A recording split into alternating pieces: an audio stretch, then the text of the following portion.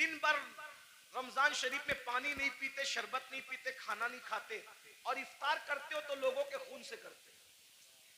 आप में की भी बहुत सारे लोग खून से इफ्तार करते, खून से। रूह अफ़ज़ा नहीं पीते, खून पीते हो, खून खून पीते हो। खजूर नहीं खाते, मक्के मदीने मुनव्वरा की, खून से इफ्तार करते हो। वो कैसे? सबके हाथ में खजूर तो नजर आती है, मगर वो खजूर नहीं होती, वो खून होता है। क्यों? अगर आपने झूठ बोलकर किसी को धोखा देके माल कमाया था और उससे खजूर खरीदी थी, दिखने को तो खजूर थी, मगर वो लोगों का खून था। किसी का कर्जा लेके हड़प कर लिया था, उससे इफ्तार का दस्तरखान सजाया था, देखने को तो वो फल फ्रूट और रूह अफ़ज़ा थे, मगर वो लोगों का खून था। कब तक लोगों के खून से इफ्तारी करोगे? कब तक लोगों के खून से इफ्तारी करोगे? भूखे प्यासे रहने के सिवा कुछ नहीं मिलने वाला। गौस पाक फरमाते थे, लोगों के खून से इफ्तारी करते, हराम माल से इफ्तार करने वाले, तू लोगों के खून से इफ्तारी करता है। सूद से इफ्तारी करने वाले लोगों के खून से इफ्तारी करता है। यहां मैं मुसलमानों को कह दूं, मेरे भाइयों, नमक से इफ्तार कर लेना, नमक से, मगर किसी हराम के दस्तरखान पे कभी इफ्तारी करने मत जाना। जिंदाबाद। आज तो तुम्हारे लिए हुकूमतों के ऑफिसों में दस्तरखान बिछते, इफ्तार पार्टियां हो रही है। मुसलमानों का खून चूसने वालों के साथ इफ्तारी करने वालों, तुम्हें शर्म नहीं आती? क़यामत के दिन रसूलुल्लाह को मुंह क्या दिखाओगे? और गैरत का सौदा ना करो, गैरत का जनाजा ना निकालो। नबी ये पाक का आशिक वो होता है, उसके बदन पर पेवन वाला लिबास तो हो सकता है, उसके बदन पर गुनाहों के धब्बे वाला लिबास नहीं होता। गैरत सीखो, गैरत। इकबाल ने कहा था, ऐ ताहिरे लाहौती, उस रिस्क से मौत अच्छी जिस रिस्क से आती हो परवाज में पहुंचाए। क्या बात हजरत, जिंदाबाद जिंदाबाद, वाह वाह। बहरहाल हारून से बहलूल ने कहा, मैं बहलूल की बात नकल कर रहा हूं, हारून की कोई तौहीन नहीं करो। अगर कोई हारून का चाहने वाला हो तो प्लीज वो मेरे ऊपर कोई इल्जाम नहीं। मैं सिर्फ हारून की बात इबरत के, और जो बात इबरत के तौर पे कही जाती है कोई बेहतरी नहीं। तो क्या लोगों का खून चूस के, बादशाह था ना भाई, खून चूस के जा रहा है आज को। हारून ने कुछ नहीं कहा। तो बहलूल ने कहा, बड़ा घमंड है ना तेरी हुकूमत पर। अब भी सुनो आप, बहुत घमंड है तुझे अपनी हुकूमत पे, और तो होना भी चाहिए। बादशाह ने कहा होना भी चाहिए। ओ बहलूल पागल, तुझे क्या पता हुकूमत की लज्जत क्या होती है? पर मैं तेरी हुकूमत की हैसियत मेरे नजदीक एक गिलास पानी से ज्यादा भी नहीं है, गिलास भर पानी से ज्यादा नहीं है तेरी हुकूमत की कीमत। बहुत घमंड न कर, बहुत घमंड न कर। बहलूल की बात पर हारून ने हंसना था, हंसा जैसे हम लोग की बात पे भी लोग हंसते हैं। हम लोग जब इस तरह की बातें करते हैं, लोग हंसते हैं, मौलवी लोग को देखो पागल हुए हैं, दौर इतना तरक्की कर गया, ये अभी तक यही करते हैं, कब्र में क्या होगा, हश्र में क्या होगा, और ये क्या होगा, वो क्या होगा। देखो दुनिया तरक्की कर रही है, दुनिया पिज्जे खा रही है, अभी ये कब्र के बिच्छुओं को लेके बैठे। ठीक है, जो कहना है कह लो, लेकिन नबी ने जो कह दिया वही होगा। पिज्जा खाने वाले हो, बर्गर खाने वाले हो, बिरयानी खाने वाले हो, या फाका करने वाले हो, या रोजा रखने वाले हो, कब्र में जाओगे। जिसके लिए नबी ने जो कह दिया सो वही हो करके रहेगा। मोजिजा मेरे नबी का कह दिया तो हो गया, आपने कतरे को दरिया कह दिया तो हो गया। तुम्हारे मुंह से जो निकली वो बात हो के रही, उन्होंने जो कहा वो हो करके रहेगा। और बहलूल ने कहा, तेरी हुकूमत की कीमत एक गिलास पानी से ज्यादा की नहीं है, बड़ा घमंड मत कर, इतरा मत। उसने कहा एक गिलास पानी कहा? ये बता, हारून को कहा, बता अगर तू रास्ता भटक जाए, तो सफर में जाना हज के, रास्ता भटक जाए, खाना पीना खत्म हो जाए, तेरे सारे चमचे वमचे बिखर जाए, तू अकेला पड़ा रहे, पानी ना मिले, खाना ना मिले, मरने के करीब आ जाए, और उस वक्त तेरे पास कोई आके कहे कि हारून मैं तुझे एक गिलास पानी पिलाऊंगा, बोल कितने में खरीदेगा? बोल कितने में खरीदेगा एक गिलास पानी? वो पानी पिलाने वाला बोलेगा, मैं आधी हुकूमत दे मांगता हूं तुझसे और एक गिलास पानी तुझे देता हूं, बोल खरीदेगा कि नहीं खरीदेगा? हारून ने कहा, ओ पगले बहलूल, जान है तो जहान है, अगर मर गया तो कहां हुकूमत में रहेगी और क्या क्या रहेगा? तो मैं एक गिलास पानी को आधी हुकूमत दे के खरीद लूंगा, क्योंकि भाई आधी दे के खरीदा, आधी तो बची, आधी से तो लुत्फ उठाऊंगा। का वो गिलास भर पानी पिया ही था कि पेशाब लगी आधे घंटे 2 घंटे के बाद, और पेशाब लगी, अब पेशाब निकल नहीं है बाहर, लगी तो है, प्रेशर तो आ रहा है, बाहर निकलती नहीं पेशाब। ऐसे में कोई आकर कहे मैं ऐसा नुस्खा जानता हूं, अगर वो चुटकी तुझे खिला दूं तो अभी पेशाब हो, लेकिन वो नुस्खा जो चुटकी भर खिला करके तुझे पेशाब करवाना है, आधी हुकूमत देगा तो मैं वो नुस्खा तुझे दूंगा, वरना नहीं दूंगा। बोल, पेशाब करने के लिए वो आधी हुकूमत दे के नुस्खा लेगा कि नहीं लेगा? कब बिल्कुल लूंगा, क्योंकि जान है तो जान है, इसलिए कि हुकूमत ना रहेगी, जिंदगी तो रहेगी। तो कहा अल्लाह से डर, जिस हुकूमत की कीमत एक गिलास पानी नहीं, उसको तू इतना चाहता है कि अल्लाह को भूल गया है? बताओ, हारून रशीद की कब्र पर कितने लोग जाते हैं फातिहा करने? कितने लोग हारून रशीद के नाम पे न्यास करते हैं? हारून रशीद के नाम पे कितने लोग जलसा करते हैं? कितने लोग जुलूस करते हैं? वो है, कितने लोग उसकी मुरीदी का ऐलान करते हैं? बादशाह था, बादशाह, इतना बड़ा बादशाह कि बादलों को कहता था जहां जाओगे जा करके बरस जाओ, मेरी हुकूमत होगी। लेकिन ना नाम है, ना अल्लाह ऊपर कोई दुआ करने वाला है, ना कोई नाम लेने वाला है, ना कोई तारीफ करने वाला है। अल्लाह ऊपर, फिर कह रहा हूं तौहीन के तौर पे नहीं, इबरत के तौर पे कह रहा हूं, है कोई उसके नाम का जलसा जुलूस करने वाला?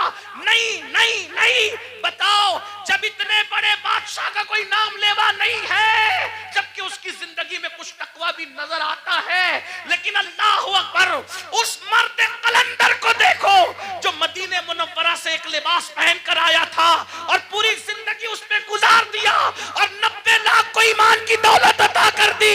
800 साल से ज्यादा का अरसा गुजर रहा है, हिंदुस्तान में कोई कोना ऐसा नहीं है कि रोजाना गरीब नवाज को खिराज अकीदत न पेश किया जाता। नारे तकबीर, नारे रिसालत, उनके नाम फैजाने ख्वाजा गरीब नवाज मसलके आला हजरत, उनके नाम के डंके ना बजाए, ये हमारे लिए इबरत है।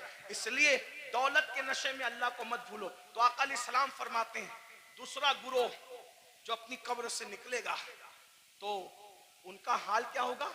वो पागलों जैसे दिखेंगे, पागल नहीं होंगे, आसिफ ज़दा दिखेंगे, आसिफ। और आखिरी बात इस उन्वान की, आका फरमाते तीसरा ग्रुप जब अपनी कब्र से निकलेगा तो वो जर्रे बेमिकदार से भी कम होगा।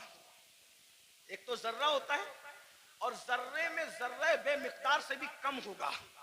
उनकी शक्लें तो इंसानों जैसी होगी, लेकिन वो बिल्कुल बारीक से जर्रे जर्रे दिखाई देंगे। अल्लाह की कुदरत है, बारीक बारीक जर्रे दिखाई देंगे, वो बारीक बारीक जर्रे।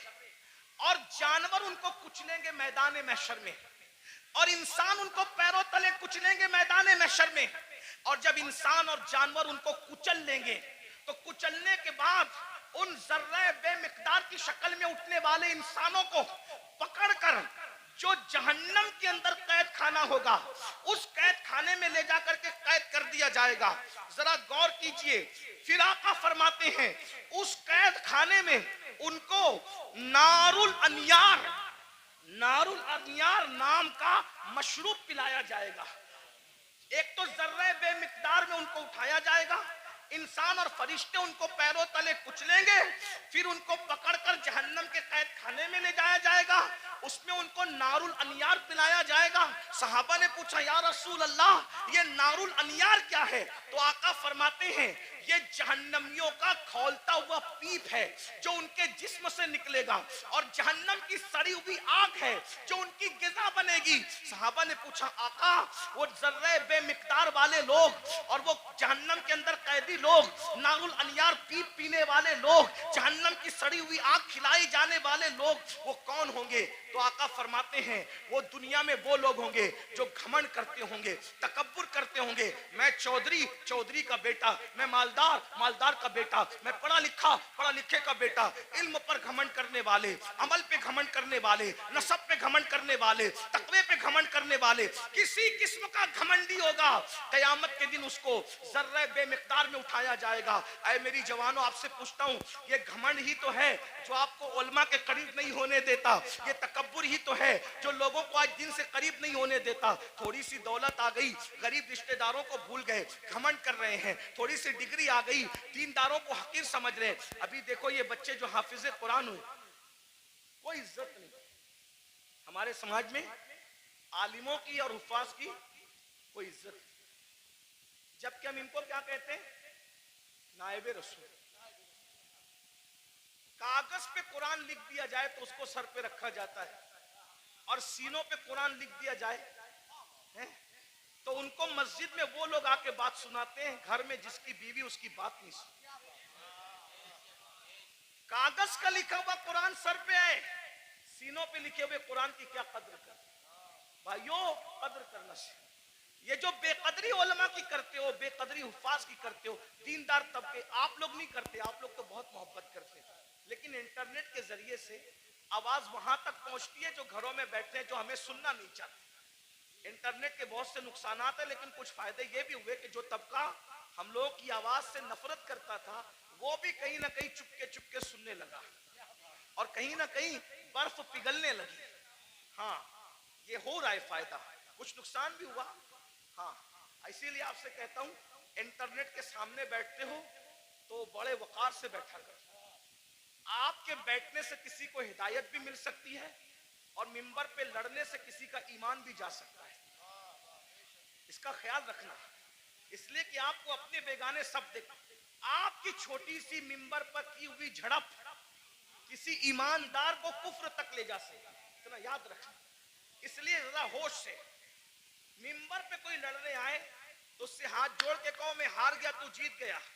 इसलिए कि मैं हारा हुआ कहलाऊंगा चलेगा, लेकिन मेरी वजह से कोई मेरे मसलक और मजहब से बेजार होकर के कुफ्र की तरफ जाए, मुझे ये गवारा नहीं। इसका ख्याल रखा जाए, बहुत हमें ख्याल करना होगा, क्योंकि हमें लोग देखती है, दो आंखें देखती है तो लोग इतना मोहतात होते हैं, ये हजारों आंखें देखती। ये इंटरनेट की जो है वो नवूसत या जो वो निफासत कुछ कम नहीं है। इसकी नवूसत भी बुरी है, इसकी निफासत भी बड़ी है, लेकिन इतना याद रखें, ये दो आंखें नहीं देखती इंटरनेट पे बैठने वालों को, करोड़ों आंखें देखती है, और आप उनका तसव्वुर नहीं कर सकते कि कौन कौन देखता है। इसलिए मिंबर पर हम खुदा के लिए 2 घंटे ही सही इस तरह बैठें कि हमारे बैठने को देखकर लोग मजबूर होके कहे, जब ये इस तरह बैठता है तो गरीब नवाज कैसे बैठते हैं, ये इस तरह बैठता है तो गौसे आजम कैसे बैठते हैं, ये इस तरह बैठता है तो इमाम अहले सुन्नत कैसे बैठते हैं। ये हमारा अंदाज होना चाहिए, अल्लाह करे हमें तौफीक मिले। लेकिन गुरूर और घमंड का क्या किया जाए? आज हमारा जवान तबका, नई नस्ल उलमा का मजाक उड़ा रही है, हुफ्फाज की इज्जत नहीं कर रही है। मेरे जवानों, अगर दौलत के नशे में घमंड किया, हुस्न के नशे में घमंड किया, किसी भी किस्म का तकब्बुर किया, तो अल्लाह के रसूल फरमा रहे, कब्र से जर्रे बेमिकदार की शक्ल में उठोगे, बेमिकदार, और पूरा मैदान महशर तुम्हें पैरों तले कुचलेगा, जहन्नम की कैद में डाले जाओगे, नारुल अनियार जहन्नम का पीप खोलता हुआ पिलाया जाएगा, जहन्नम की सड़ी हुई आग खिलाई जाएगी। इसलिए खुदा के लिए घमंड छोड़ दो, तकब्बुर छोड़ दो, और सोचो मैं इंसान हूं और सिर्फ इंसान, मैं इंसान हूं और सिर्फ इंसान हूं। और इंसान क्या है? मिन नुत्फा, इंसान को अल्लाह ने नापाक कतरे से पैदा किया, इंसान को अल्लाह ने सड़ी हुई मिट्टी से पैदा किया। मेरे भाई, सड़ी हुई मिट्टी और नापाक कतरे से तू पैदा हुआ है। अगर इबादत करके तू अल्लाह को मना ले तो तू फरिश्तों से बेहतर है, और अगर तू अल्लाह को राजी न कर सका तो फिर माज़अल्लाह तू जानवरों से भी बदतर है। जो आखिरी बात कहने के लिए कहा था, वो आखिरी बात ये है, इमाम गजाली के उस्ताद थे, इमाम गजाली के उस्ताद, गजाली जैसी हस्ती जिसने 500 से ज्यादा उस दौर में किताब लिखी, आज से 900 साल पहले, और उनकी किताबें आज भी दुनिया में मौजूद है। तो इमाम गजाली के उस्ताद थे, उनके सामने एक नौजवान छोकरा लड़का अकड़ के चल रहा था। कुरान कहता है, वला तमशी फिल अर्दी मरहा, जमीन पे अकड़ के मत चलो, अकड़ के मत चलो। आजकल के लड़के बाइक पे बैठते हैं, थोड़ा जिम विम करके बाजू बना लिए हैं, तो वो बाजुओं पर फूल पत्तियां पता नहीं क्या क्या बना लेते हैं। ये हराम है, हराम। अल्लाह के रसूल अलैहिस्सलाम ने फरमाया, गूंदने वालों पर और गुंदवाने वालों पर, दोनों पर अल्लाह की लानत। हाँ, ये गूंदने गुंदाने का सिलसिला पहले इस्लाम के दुश्मन लोग करते थे, हमारा काम नहीं है। गूंदना गुंदवाना हमारा काम नहीं। हमारे बाजुओं पर निशान नहीं होते, हमारे चेहरों पर सजदों के निशान होते हैं, और वो भी काले निशान नहीं, अनवार के निशान होते हैं, चमक होती है। सीमाहुम फी वुजूहिम मिन असरिस सुजूद, चेहरे चमकते हैं। जिम करो, मजबूत बनो, ताकतवर बनो। मैं तो कहता हूं हमारा मजहब ताकतवर लोगों का मजहब, हमारे कमजोर लोग हैं ही नहीं। हमारा अल्लाह भी ताकत वाला, ला हौला वला कुव्वता इल्ला बिल्लाह, हमारा अल्लाह ताकत वाला, हमारे रसूल ताकत वाले। एक शख्स ने मुझसे ट्रेन में कहा कि मेरे फौला ने हिमालय उठाया। मैंने कहा अच्छी बात है, लेकिन मैं मुतासिर नहीं। क्यों? मैंने कहा मेरे नबी ने सिर्फ हिमालय नहीं, पूरी कायनात का बार उठा रखा है। और मेरे इमाम कहते हैं जिसको बारे दो आलम की परवाह नहीं, ऐसे बाजू की कुव्वत पे लाखों सलाम। अंदाजा कर उनकी उंगली के इशारे का, जबल अबू कुबैस पे खड़े होकर इशारा करते हैं तो चांद टुकड़े हो जाता है। जिसके इशारे की इतनी कुव्वत है, उसकी उंगली की कितनी कुव्वत होगी? उंगली की इतनी कुव्वत है तो पंजों में कितनी कुव्वत होगी? और जब पंजों में इतनी कुव्वत है तो बाजुओं में कितनी कुव्वत होगी? और जब बाजू की कुव्वत ये है तो सीने में कितनी कुव्वत होगी? उनके सीने की कुव्वत को कुरान बयान करता है, लौ अंज़लना हाज़ल कुरआना अला जबलिन लरअयता खाशियम मुतसद्दियम मिन खश्यतिल्लाह। जिस पहाड़ ने कुरान का बार ना उठाया, मुस्तफा के सीने ने कुरान का बार उठा लिया। वाह वाह वाह, सुभान अल्लाह, सुभान। हमारे यहाँ तो सभी ताकतवर है, गौस पाक ताकतवर, गरीब नवाज। जिम करो, ताकतवर बनो, मगर किसी की गर्दन दबाने के लिए नहीं, रात रात भर मुसल्ले पे खड़े होने के लिए, किसी पे जुल्म करने के लिए नहीं, मजलूम की मदद करने के लिए, किसी को डराने के लिए नहीं, डराने वालों को समझाने के लिए ताकतवर बने। हमारे सभी हमारे मौला अली तो इतने ताकतवर थे, हैं? हमारे मौला अली इतने, मौला अली का जिक्र करो तो कुछ लोग जलते हैं, क्योंकि उनकी ताकत उनको बर्दाश्त नहीं होती।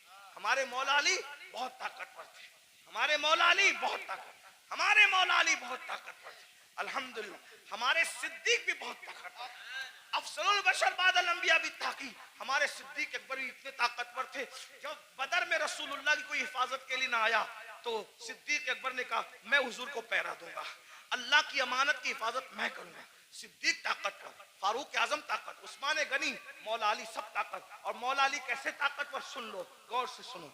एक दिन मौला अली की ढाल गिरा दी। क्या गिरा दी? बात समझ में आ रही? क्या गिराई? ढाल।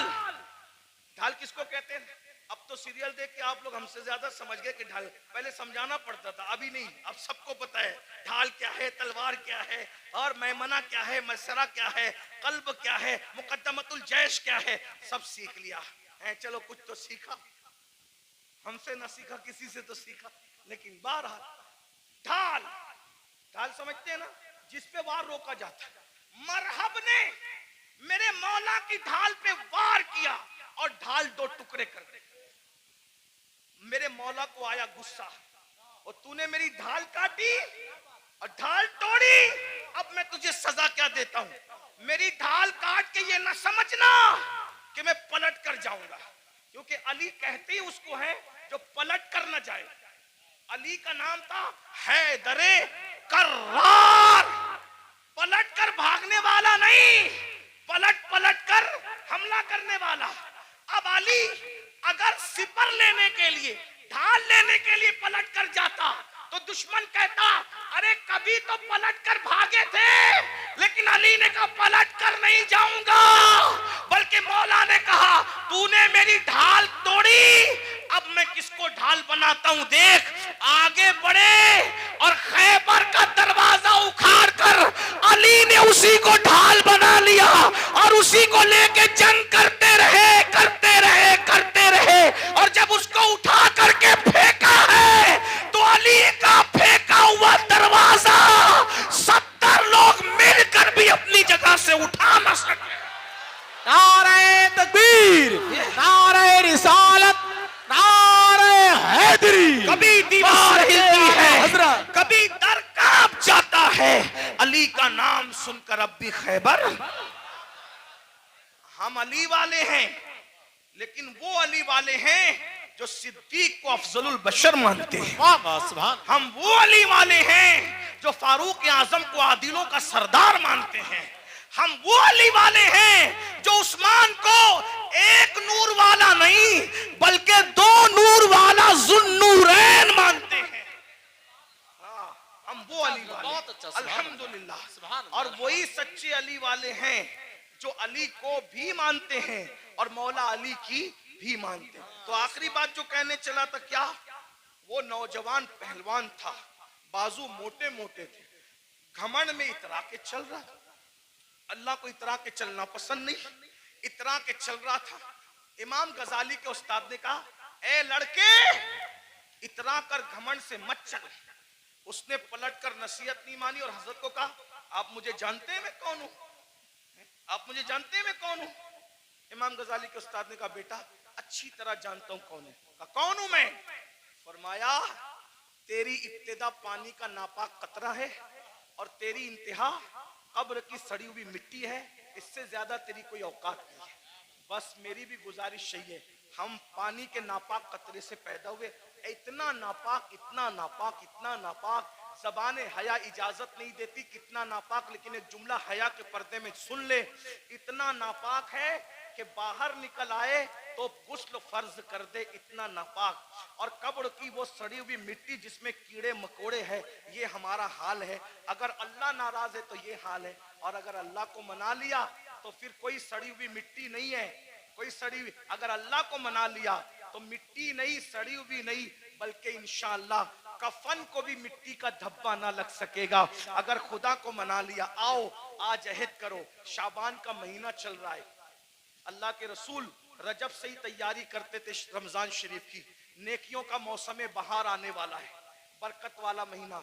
एक नेकी 70 के बराबर, फर्ज 70 फर्जों के बराबर। रोजा रखना, गुनाह से बचना। एक बात ये भी बता दूं, जो रमजान शरीफ में गुनाह करता है, अल्लाह के रसूल फरमाते हैं कि अल्लाह उसके 1 साल की नेकियों को बर्बाद कर देता है। रमजान शरीफ में एक गुनाह, ये कहां से मैं पढ़ रहा हूं, अल मौजमुल औसत से हदीस पढ़ रहा हूं। हाँ, जो रमजान शरीफ में एक गुनाह करे, अल्लाह उसके 1 साल की नेकियों को बर्बाद कर देता है। इसलिए रमजान शरीफ में जहां मुस्लिम अक्सरियत है, बड़ा मजा आता है। हमारे गांव में भी बड़ा मजा आता है, 80% हुजूर के गुलाम रहते हैं, मजा आता है। मुंबई में भी रमजान शरीफ का मजा आता है, मुरादाबाद, संबल, इधर भी रमजान शरीफ का मजा है ना। क्या बाजार सजते हैं, क्या इफ्तार लगती है, लेकिन ये बाजार है। असल रमजान शरीफ की बहार उसकी है जो गुनाह से बच जाए, इबादत करके अल्लाह को राजी कर। क्या बात है हजरत, सुभान अल्लाह। रोजा रखना, हो सके तो रमजान शरीफ में तहज्जुद, सहरी को उठते तो तहज्जुद का एहतिमाम करना। मेरे आका फरमाते हैं जो तहज्जुद पढ़ता है, आका फरमाते हैं इंशाअल्लाह वो बेहिसाब जन्नत में दाखिल होगा। तो नहीं साल भर पढ़ सकते तो रमजान शरीफ में 2 ही रकत पढ़ लेना, ज्यादा उसके यहाँ बहुत ज्यादा की जरूरत नहीं है, वो बहुत थोड़े अमल पे राजी हो जाते हैं। सहरी में उठो, जल्दी से 5 मिनट पहले उठ जाओ, वुजू करो, 2 रकत पढ़ो तहज्जुद, दोनों में 3-3 बार कुल अल्लाह पढ़ो और अल्लाह से कहो। अल्लाह कहता है मैं पहले आसमान पे तजल्ली करता हूँ, पहले आसमान पे रात के आखिरी हिस्से में तजल्ली करता हूँ और कहता हूँ मांग क्या मांगता है, जो मांगेगा तो जो मांगते हो। लेकिन उस वक्त तो सहरी में आप क्या करते हैं, उस वक्त भी आप व्हाट्सएप, लोग उस वक्त भी ऑनलाइन रहते हैं, जरूरत के तहत रहते हो, अच्छी बात है। उस वक्त अल्लाह फरमा रहा है मांग मैं दूंगा, आप ऑनलाइन हो। इफ्तार के वक्त तो आवाज आ रही है जो मांगेगा दूंगा, आप ऑनलाइन हो। रमजान शरीफ का फायदा उठाओ, एक बार दुरूद शरीफ पढ़ो, 70 बार दुरूद का सवाब। रमजान शरीफ के लिए तैयारी, अभी से तौबा करो, इस्तिगफार करो। आज से पहले जो हुआ, जो गुनाह हुए, सबसे माफी मांगो, तौबा करो और नमाज के पाबंद बनो। सोच ये तय कर लो, आज कौन सी तारीख है शाबान की? 4 तारीख है ना, 4 गुजरी। ये 4 क्या है पता है तुम्हें? ये 4 शाबान तुम्हारे और मेरे इमाम हैं, इमाम हुसैन की विलादत की तारीख है। सुभान अल्लाह, सुभान। मौलूद हुसैन पाक का दिन गुजरा आज, मिलाद हुसैन। सैयदा के आंगन में जो दूसरा फूल खिला था, हैं? गौर कीजिए। तो आज से ये अहद कर लो कि मैं नमाज की पाबंदी करूंगा, लेकिन नमाज पढ़ूंगा तो किसके पीछे? जिसका अकीदा मेरे अकीदे की तरह हो, उसके पीछे नमाज। यानी मैं नबी को जिंदा मानता हूं तो मुझे इमाम भी वही चाहिए जो नबी को जिंदा मानता है। मैं नबी को आलिम माकाना व मा यकून मानता हूं तो मुझे इमाम भी वही चाहिए जो नबी को माज़अल्लाह पीठ के पीछे इल्म का दाना ना दे, बल्कि नबी को वो ये माने कि ये सब चीजें तो बहुत छोटी मोटी है, जिसकी निगाह से खुदा की जात ना छुपी, उसकी निगाह से कौन सा इल्म छुप सकता है। सुभान अल्लाह। और अगर बरेली के ताजदार के लहजे में कहे तो यूं कह ले कि और कोई गैब क्या, तुमसे नेहा हो भला, जब ना खुदा ही छुपा तुम पे करोड़ों दुरूद। तो इमाम कौन सा चाहिए? बस ये जो आपका अकीदा वो आपके इमाम का अकीदा। बस आखिरी बात कह दूं, लोग क्या करते हैं, मैं तो नबी को जिंदा मानता हूं, मैं तो नबी को हाजिर और नाजिर मानता हूं, मैं तो नबी को अफजलुल रुसुल मानता हूं, मैं तो नबी को खैरुल बशर मानता हूं, लेकिन मैंने हर किसी के पीछे नमाज पढ़ लेना। मैंने कहा भाई, जिस मुवक्किल का वकील, जिस मुवक्किल का वकील उसके खिलाफ हो, उसका मुकदमा वो कैसे जीत सकता है? मिसाल के तौर पे बात इतनी है कि मुवक्किल किसको कहते हैं? जिसके आगे वकील खड़ा हो। मुवक्किल कहे मैंने कत्ल नहीं किया और वकील कहे कि मेरे मुवक्किल ने कत्ल किया, तो बोलो बचाएगा कि फंसाएगा? हैं? मुवक्किल अलग बोल रहा है, वकील अलग बोल रहा है, बचाएगा कि फंसाएगा? अरे जब दुनिया की कोर्ट में मुवक्किल और वकील की अलग अलग बात फंसा देती है, तो कुदरत की अदालत में इमाम का अकीदा अलग है, मुक्तदी का अकीदा अलग है। बोलो तुम्हारी नमाज को बचाएगा कि फंसाएगा? अब तुम्हारे ऊपर है। नमाजें बचाना चाहते हो तो सदरुल फाजिल जैसे वाले अकीदे के पीछे नमाज पढ़ना, और अगर नमाज को फंसाना चाहते हो तुम जानो, तुम्हारा काम जानो। हम अपनी जिम्मेदारी पूरी कर चुके। अल्लाह दौरान गुफ्तगू अगर कोई गलती हो तो हमें माफ करे। अस्तगफिरुल्लाह व मा अलैना इल्लल बलाग। अस्सलामु अलैकुम व रहमतुल्लाह।